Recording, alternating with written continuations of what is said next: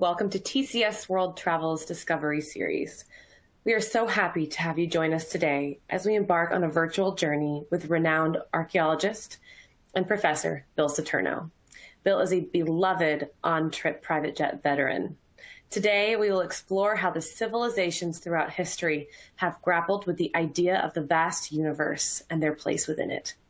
Bill will be in conversation with TCS's own Susie Lukacs, and they have a fascinating program planned for us today.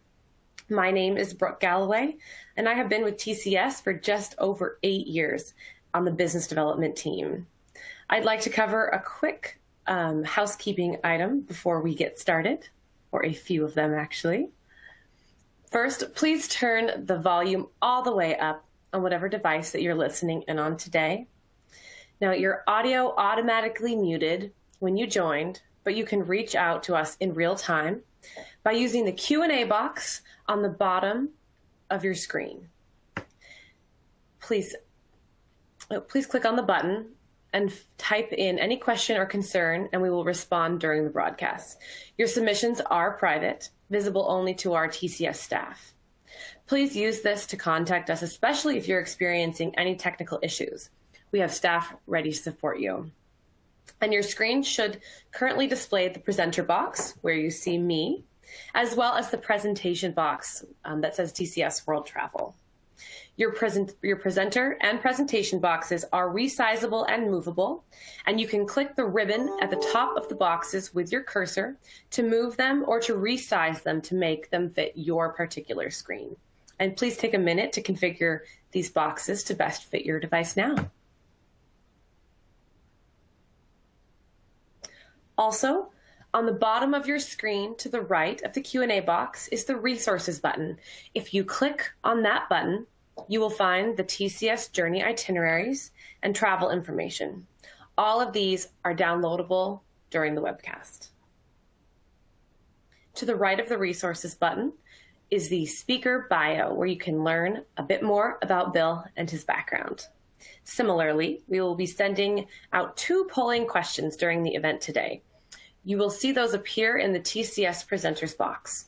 These are simple questions, but really do help inform us. We're going to send the first question out now so you know what to expect.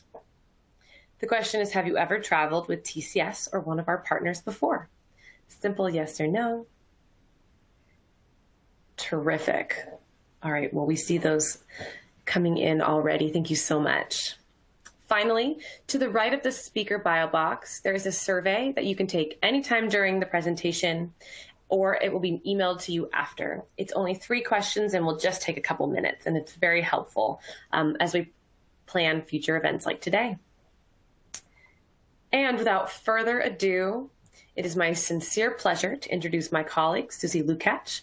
Susie is a Director of Business Development at TCS. She began her professional life as a Foreign Services Officer in the U.S. Department of State with a commitment to international cooperation and global exploration. At TCS, she continues to work through our richly curated, educational, and immersive travel experiences. And now over to you, Susie. Thank you so much, Brooke. As Brooke mentioned, I have spent my career expanding and advancing the understanding of different cultures around the globe. TCS shares this commitment, and we provide our guests with a robust enrichment program on every journey. One aspect of that is working with phenomenal experts to curate relevant and engaging content delivered through a variety of avenues on our trips and now through these webinars. For today's webinar, we are joined by one of these exceptional experts to explore the history of how civilizations have reconciled their place in the universe. Quite a meaty subject for one webinar, I agree, but fortunately we are joined by world-renowned archaeologist Bill Saturno to help us understand this very human endeavor.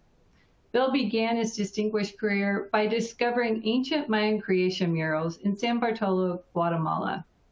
He then discovered nearby in Choltun a second set of murals depicting the relationship between calendar and king. Likewise, Bill has studied cultures around the world as they grapple with this very human question, how do I fit in? I'm so excited to explore this topic with him today. Welcome, Bill. We are thrilled to have you join us. Thank you very much, Susie. I'm thrilled to be here today, not just because I love talking about this topic, but also because I'm finally getting to talk to people that aren't in my own household. So this is really, thank you for the opportunity. I completely understand.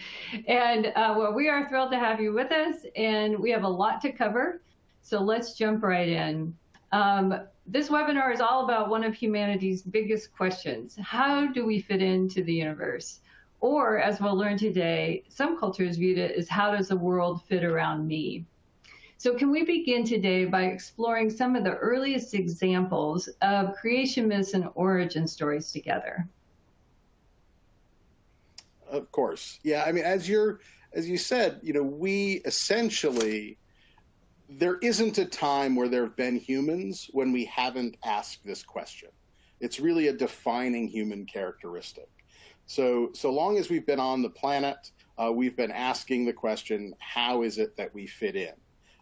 The observations that we make in our daily lives, the sun coming up, the sun going down, that was never not apparent to anyone. And so trying to understand how this enormous orb revolves around us, as folks thought about it, is one of the primary questions humans asked, even before we had them asking it. One of the earliest evidences we have, put in the slide on your screens now, is from the cave paintings at Chauveau Cave in France.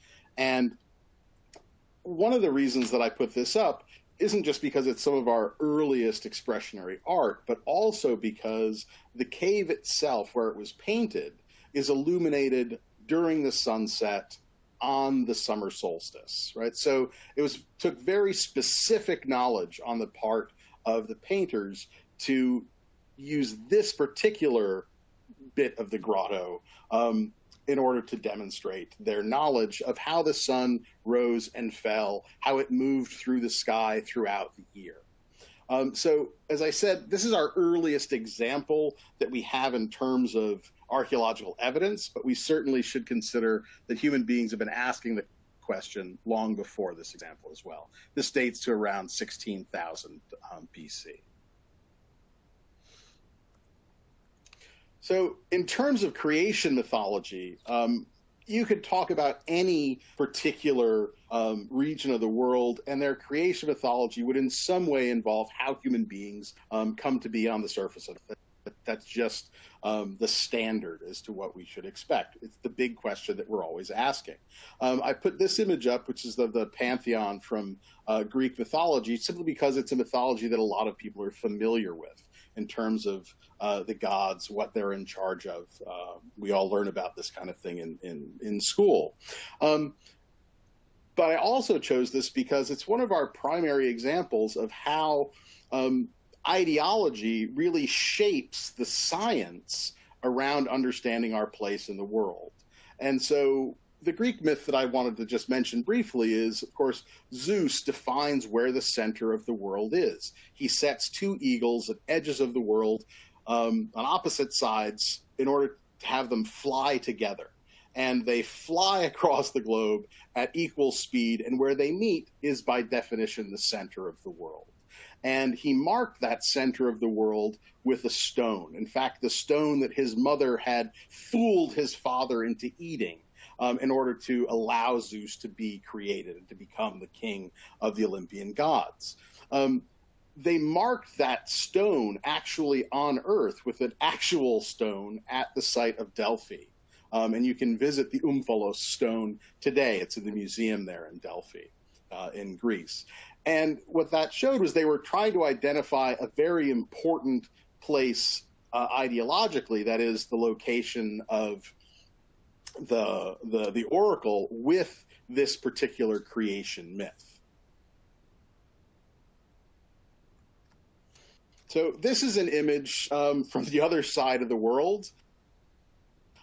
This is from the Fezri Mayer. It's a codex. It's from the Aztec, and it dates to some time in the 15th century. And what it's showing you is a god in the central square there, surrounded by trees growing up at the four corners, which was a basic, not only Mesoamerican, but American worldview. This idea that the world was made up of four sides, and that those four sides were identified at the boundaries by trees. And in those trees, birds lived in those branches, and that in addition to those four different trees of four different colors at the four cardinal directions, the most important direction was in fact the center. The center occupied, in this instance, by the god, but in most instances by the king himself, right? The Mesoamerican people considered the four-sided world to be a man-made construction, to essentially to have been carved out of the forest wild. And that four-sided world of four-sided houses and plazas and cornfields and temples and cities was something that they imposed on the natural environment, essentially allowing civilization and themselves to exist at the very center of that civilization. The first paintings that I found in Guatemala are much earlier than this particular rendition, but show really the very same story. In this instance, and I'm only going to show one of the four trees, but all four of them are painted on the wall.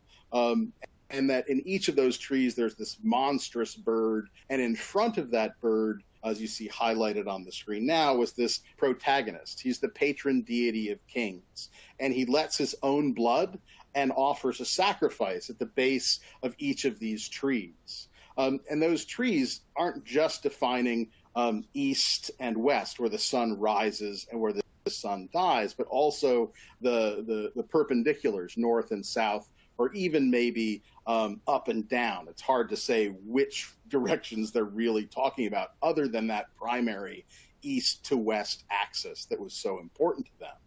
But the purpose of defining these four cardinal directions, right, of opening up that space, is in fact to define the very center. And the center of that world, in this instance, is occupied by a king being crowned. Right? So for the ancient Maya, now in the 2nd century BC, we're talking about this same idea of orienting civilization at the very center of the world. We can go further afield once again and look at Norse mythology. This is a particular illustrated version of the Edda by Snorri Sturluson. It's from Iceland. It's from the 17th century. And I like it just because the pictures in it are so remarkable. But the story itself dates back into the 9th century, certainly. And it describes a world where the Norse people lived, which they called Midgard. And Midgard, literally the Middle Kingdom, the same term Chinese use for their own center of the world. But that Midgard existed in a realm of 9 different worlds, some occupied by elves, by giants, by the gods themselves, and Asgard, right? But that Midgard was defined as not only being in the middle, but was bound by this enormous serpent, Jormungandr. And Jormungandr's head devoured its own tail and encircled the entire world. This is an image that you see from that particular text, which shows Thor actually grabbing Jormungandr by the tongue. But what that meant in terms of the mythology of the Norse peoples was that when they set onto the sea, what they knew was that they would never leave the realm of men without first coming up against the body of Jormungandr, this body of this serpent that would bound the world around them. And so we can really think about their great explorations as exploring only the spot that was already designated as theirs. So in the modern context, we think of the Norse as venturing forth over great distances on the seas, traveling from Scandinavia all the way to the New World, right, in the 10th and 11th centuries. So that's a remarkable amount of traveling. But for them, they were never really leaving home. They were still exploring only Midgard, the center bounded by that serpent. Wow. Well, I, for one, am really glad that we know that serpent doesn't exist. What a scary thought. It would keep me from venturing too far afield, that's for sure. But we do know that after centuries of this type of exploration, a shift in focus began. Mathematical models were being introduced by Muslim scholars. Copernicus was advancing his theories, et cetera, et cetera. All of this was upending the notion of humans and our planet being the center of all things. We were going from geocentric to heliocentric. And could we explore how later cultures approach this question? Can you speak to some of their, yeah, please. I mean, one of the, I think this is the image that I put up on your screens now is actually, and it's not terribly impressive, it's in the British Museum, but it's our earliest world map. And it actually dates to maybe the 6th century BC. It's from Mesopotamia. The text on it is certainly more important than the image itself in terms of describing it. And it's certainly not the earliest map that we have. The maps go back thousands of years before this, but in terms of trying to create a world map to identify where we are geographically on this Earth, this is our earliest one, and it's from only the 6th century BC.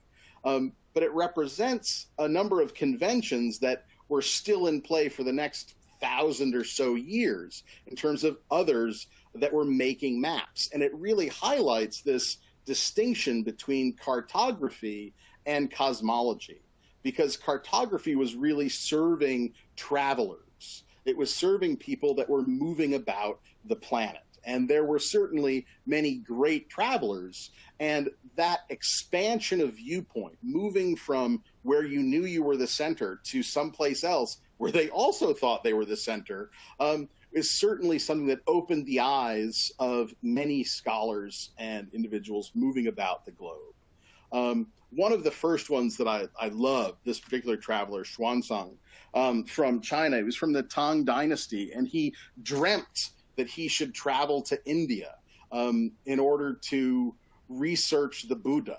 And so he decided to do that.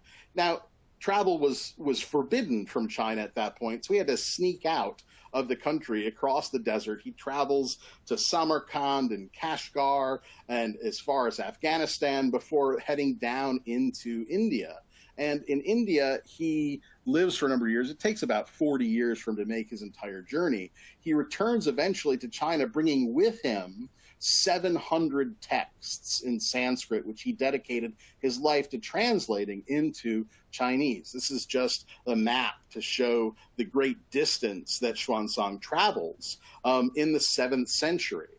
And that those travels in particular, not only did that bring a new understanding of Buddhism back to China, and brought with it a lot of other ideas in math and science back with him as well. But the travel itself became so important that centuries later, in the Ming Dynasty, the most popular book being sold was the semi-mythical account of Xuanzang's travels. And those travels, which are shown in plays still today, and even in cartoons, sort of have his travels, but also, and the information that he's bringing back, but also have this great group of mythic characters that everyone can enjoy. You see them here. You have Monkey, Pigsy, you have the Friar, and you have the horse that Xuanzang himself rides, who's actually the third son of the Dragon King. And all of these individuals sort of mythologized his trip in order to make the journey itself and the information he was bringing back palatable to a broad audience. This is this great planisphere, as it was called. This is the Mappa Mundi. It's from about 1300. And I put it up here just to highlight that even though you have these cartographers and individuals making these incredible journeys across broad distances, that how they envisioned themselves fitting into the world, even in 1300 now, is not very different from that first world map that I showed you from 600 or the 6th century BC. And it's as much cosmology as it is cartography. It's ideology as much as it is the science of moving about the globe. In this instance, the center of the world wasn't Babylon, as in that early map, but in this case, it's Jerusalem. And the features that move around it, you have Jerusalem here at the center, you have the lighthouse at Alexandria at the head of the Nile, you have the Red Sea conveniently painted red, you have Istanbul, Constantinople there, you have the Greek peninsula, and you have the island of Sicily. So if you were to look at this map normally, it's very unlikely that anyone would pick out that blue piece in the middle as the Mediterranean Sea, because it doesn't look anything like the Mediterranean Sea. But accurately representing what the sea looks like isn't nearly as important as showing that the world revolves around Jerusalem, the ideological center of the Christian world. This is the earliest map that we have. It's from 1507, and the earliest map that we have showing parts of the New World. It shows the Americas. So not too long after Columbus's voyages do we start to get maps showing the world as it's seen. Also, again, with the idea of what's in the middle and what isn't in the middle. And one of the remarkable things about it is that it, of course, almost entirely eliminates the Pacific Ocean. And had they not eliminated the Pacific Ocean from these maps of that time, it's unlikely that people would have tried to cross it, because it's simply so much larger than any map shows that no ship would, in their right mind, would try and cross a sea so vast. Certainly not from the perspective of the European ships moving at that time. Really, our greatest travelers of that age, or really of any age, came out of the Muslim world. So in the 14th century, you have Ibn Battuta, and he publishes this spectacular document, which is titled "A Gift to Those Who Contemplate the Wonder of Cities and the Marvels of Traveling." And this is in the 14th century, and it describes his incredible journeys. If we think about these great travelers, we think about Marco Polo. He traveled maybe 20,000 kilometers overall. If we think about the great Chinese explorer Zheng Ke, who I'm going to talk about in a second, he goes maybe 35,000. Ibn Battuta alone, 50,000 kilometers that he travels over a 30-year period, essentially. He leaves home for the Hajj and essentially never comes back. But those travels, when he moved around to that extent, he brought with him these ideas that were essentially becoming current in Muslim ideology about the idea that the world didn't need to be at the center of these maps. And it really came down to a single word in the Quran, in a single verse, defining that Allah was the king of all worlds, plural, rather than simply there being one world. If he was in charge of all worlds, there was no reason for this particular world to be in the middle. And certainly, this was an idea that was spreading widely, moving out of the Arab world, beginning in the 10th and 11th century, and was fairly current throughout the majority of the Muslim world by the 13th and 14th centuries, when Ibn Battuta himself was traveling. His counterpart from China that I mentioned, Zheng He, he was traveling by ship, essentially from the opposite direction in the 14th century, beginning of the 15th century, 1405 to 1430. And he's traveling in these enormous boats. He's traveling, and this is an artist's rendition of those boats, but this is what the size of those boats were compared to the European caravels traveling at the time, just to get a sense of how big they were. He was traveling with more than 200 ships, with 27,000 men over 7 voyages, from China all the way to the coast of Africa and back, repeatedly visiting these places over 7 years and bringing back both notions and goods from all of those ports of call. Essentially, his vision or his mission sent out by the emperor was to convey to the world around them that regardless of what they knew of the world, China was really at its center, right? That conformed with Chinese ideology of them being in charge of the Middle Kingdom. So all of that goes back to this idea of the Earth at the center and the sort of countercurrents to the Earth being at the center. And one of the things that I wanted to point out is the Muslims were not the first individuals to conceive of a universe in which the sun was the center, right? That certainly picked up later by Copernicus. But the world really clung to this Ptolemaic model of the Earth at the very middle. And the reason that's so important is the earliest individuals to say that the sun is at the center of the universe were actually the Greeks. And it's from about the 3rd century BC, and it's Aristarchus of Samos who's the first to say the sun is at the middle. The issue is that the ideology didn't allow that to be the case. That the reason that this idea of the sun at the middle doesn't supersede ideas of the Earth at the middle for a millennium after this idea is first espoused is simply because the ideologies of the individuals around don't allow it to be that way, right? The Earth has to be centered. It's that the Muslim ideology was the first of these world religions that allowed for the Earth to be displaced from the middle.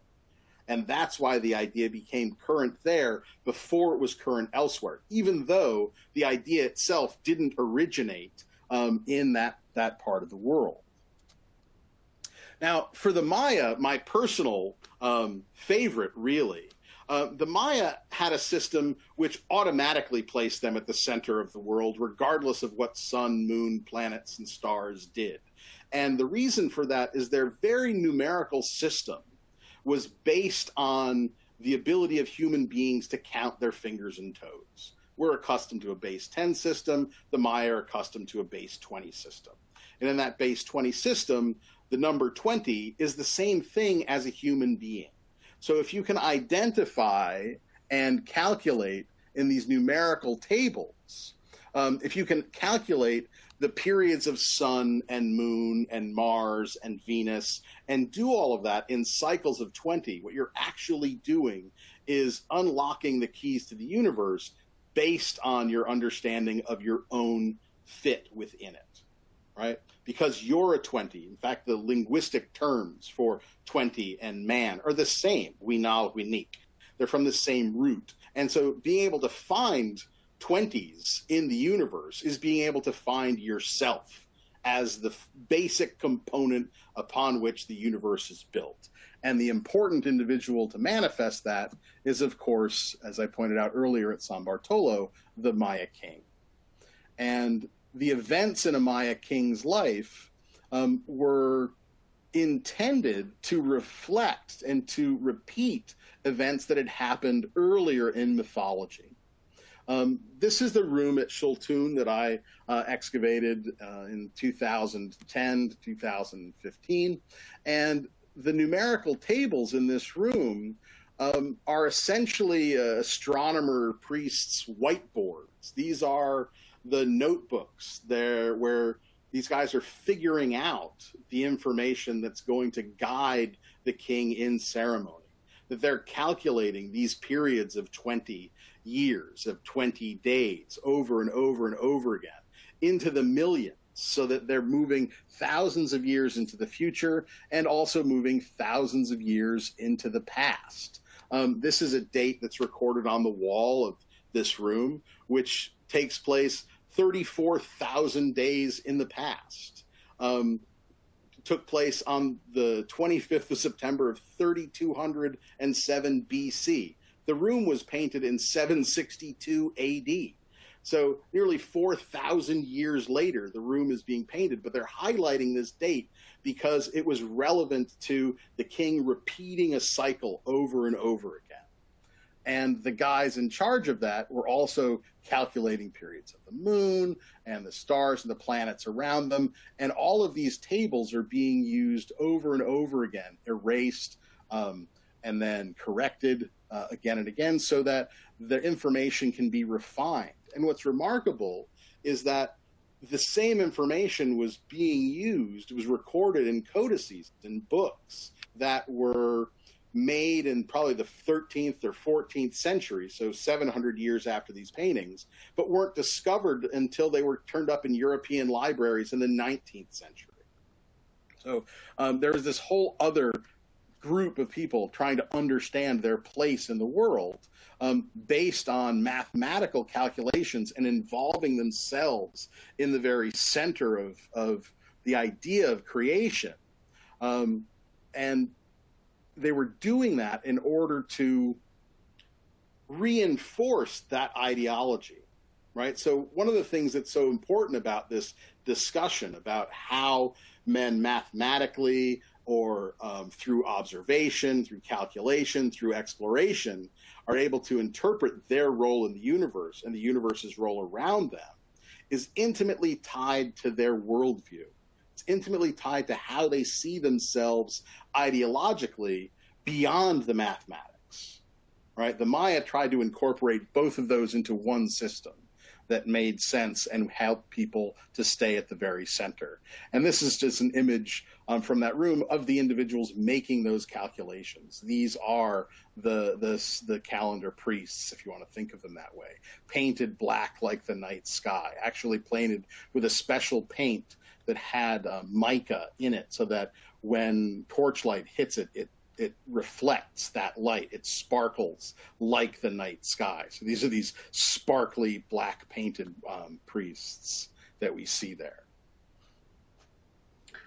Wow. Well, Bill, well done. You've covered, I don't even know how many millennia here in just these few moments or minutes together, and really illuminated for many of us, I'm sure, all different types of origin stories, and some at least that I have not been familiar with. So I'm so appreciative. We've covered a lot of ground from myths to mathematics. Where are we presently in the current time of understanding our own origin stories? Where are we between myth and science? And math? Yeah, I think it's sort of remarkable that in a lot of ways we're not really in a different place. Certainly, mathematically, scientifically, we understand our place in the universe a bit better, in that our observational tools are stronger, right? We have our powers of observation are greater. We can see farther, more clearly.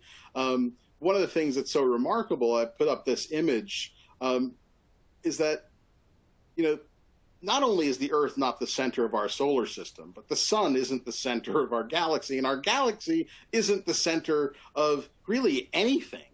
And so this idea of centrality being tied to meaning, and that if we can't be at the center of everything, that somehow those stories, those myths, our beliefs are inaccurate, makes science and ideology automatically opposed to each other. And certainly the Catholic Church took great offense at the idea that the Earth wasn't at the center of the system, because it had become customary to think of the Earth at the center of the system, even though it actually had even been suggested by friars long before Copernicus, that probably based on Muslim colleagues' ideas that, hey, we don't have to be in the middle.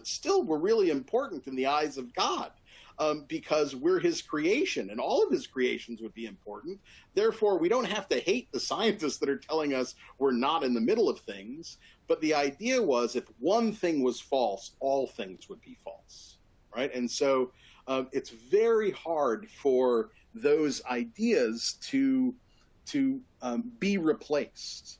And I think we're still in a place where science and ideology are often seen as polar opposites when they're actually not. They certainly serve either to reinforce each other or to not reinforce each other. I put up this image because for me it's this sort of great combination of modern science. It's a LiDAR image of the city of Angkor Wat, the temple, the principal temple at Angkor Wat.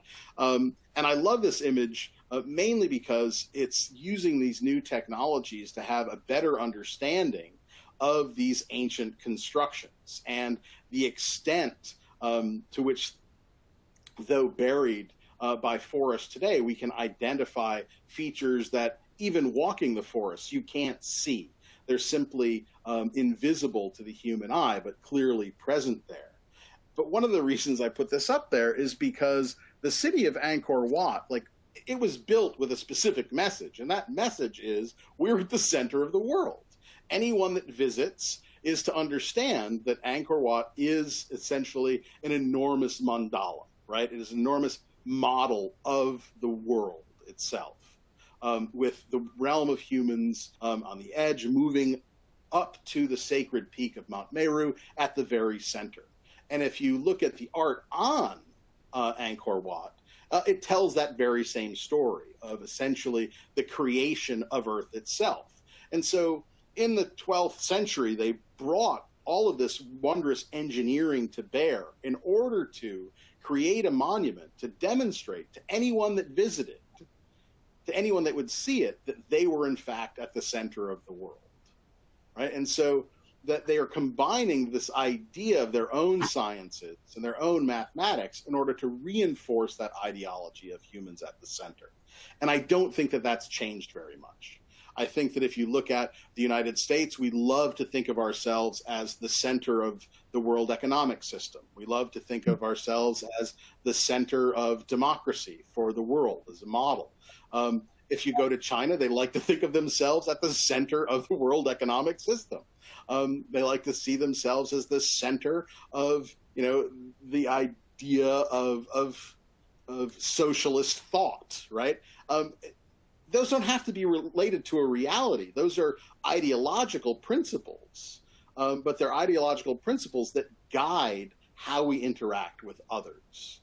And so for me, one of the remarkable things, certainly about all of the people that I've mentioned, and about TCS in particular, is the notion that you can only get to know these places through travel, right? That these ideas expand our point of view through travel. And that has been the case so long as human beings have thought they were the center. The way they came up against not being at the center was moving away from where they were comfortable into places that were unknown to them.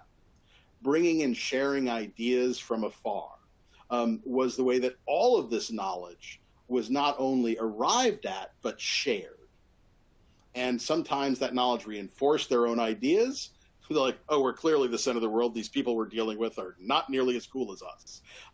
And sometimes they came back saying, wow, these people are really doing some cool things. We should be doing things like that too, right? And so those travels were invaluable to the discoveries that were being made. Without travel and interaction, we could still be sitting in a cave in France 16,000 years ago thinking, just because I know the sun's going to come up over there, I'm the center of the universe.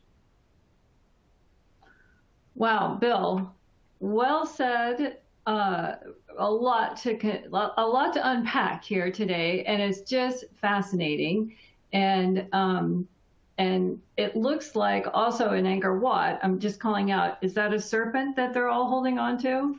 Yes, that is. That is, in fact, the serpent that they're actually, it's a tug of war that they're having between gods and demons, a tug of war. And the serpent is actually wrapped around the sacred mountain, and they're churning it back and forth. And it's that actual tug of war that spins the churn and churns the sea of milk that brings about the sacred life.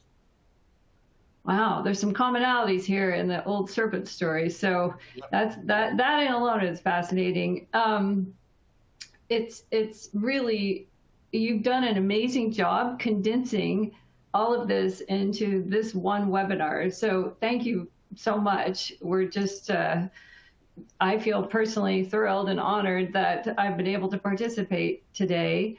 I'm going to put out the last polling question. It's very simple. It's very quick. And then we're going to go to Q&A with Bill. We have some time, so hold on. Let me throw this out there to you guys. Do you plan on traveling internationally in the next 12 months or so? Yes or no, simply click on yes or no and submit it. And then thank you. I see answers coming in already. We're going to move on to the Q&A section.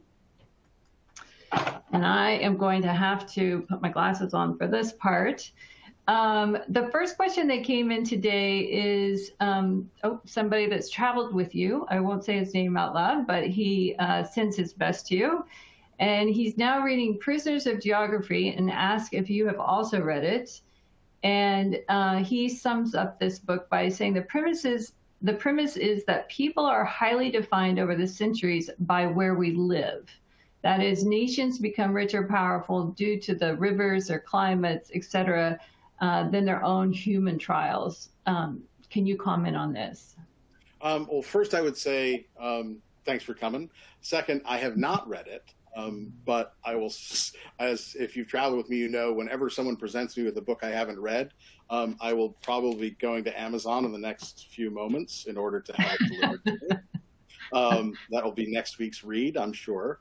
But I don't disagree with the premise that certainly there are certainly frameworks that are set up by our locations, and whether we're prisoners of that geography or not is hard for me to say. Certainly. There are places that are seen as more advantageous than others for certain types of activity. But if we were looking at just geography, we probably wouldn't have expected the Vikings to expand as far as they did, for as long as they did, based solely on the resources they had at their disposal in Northern Europe. So there are other people have a way. One of the remarkable things about human beings is we take that geographical substrate and we make the most of it, whatever it is. Whether it's the desert or whether it's the rainforest, we do everything that we can to extract as much as we can from it. And we optimize our systems to what we have at our disposal. Now, oftentimes that brings us up against other folks that have been optimizing for longer or have been optimizing with a better starting position, and that certainly leads to conflicts which have often predictable outcomes. But it's not as simple as just where we came from defines what we get to do. But I'll read the book, and then hopefully we'll travel together again and we can discuss it. Great, thank you. And we have time for one brief question next. And it says, is there a group of origin interpretations that cause civilizations to disappear? So I have a feeling that's asking about the Maya in particular. And certainly, what I would say is the notion of seeing oneself as the center of the world has oftentimes been at odds with the reality of epidemiology and other things. So, for example, the Aztec, thinking that they were the center of the world and in charge of everything around them, meant that they didn't see the Spanish incursion as a threat in 1519 when they meet Cortez. Why should they consider him a threat? It's unreasonable to think he would be. I'm the center of the world. He's clearly this bearded idiot, right? That's sort of how he was seen. The same thing applied to the Inca, right? That never had a sense that there was this impending threat on the horizon because as far as they were concerned, they ruled everything around them, right? The world, the known world was controlled by them, and that right was given to them by God, right? So the idea that there's someone else out there that might pose a threat, that sometimes causes problems where you undervalue or underestimate your opponent and what they bring with them. Oftentimes what they bring with them is invisible in the realm of disease, and you don't know anything's coming either.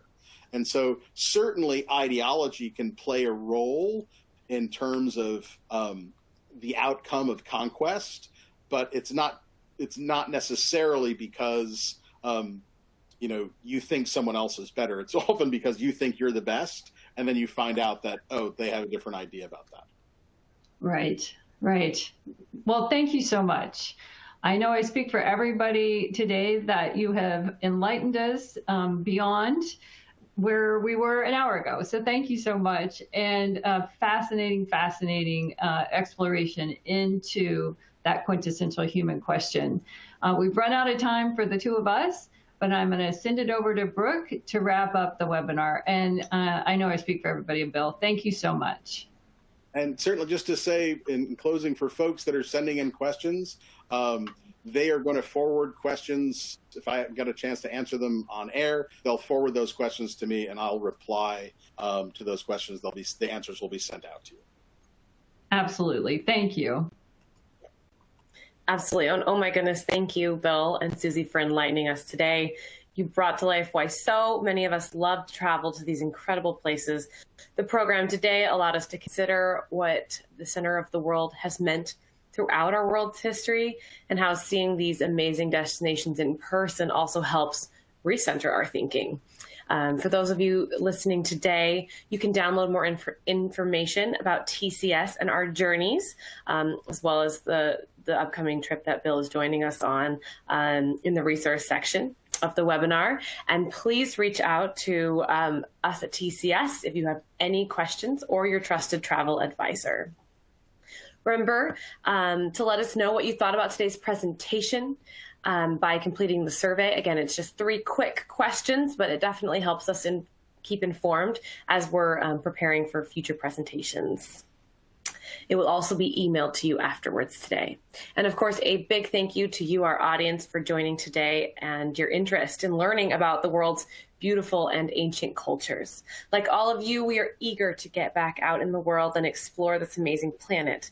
And until we are able to do so, please continue joining us for our expert-driven discovery series. Watch for the next email invitation. And most importantly, stay safe, be well, and thank you again for joining us today. Take care.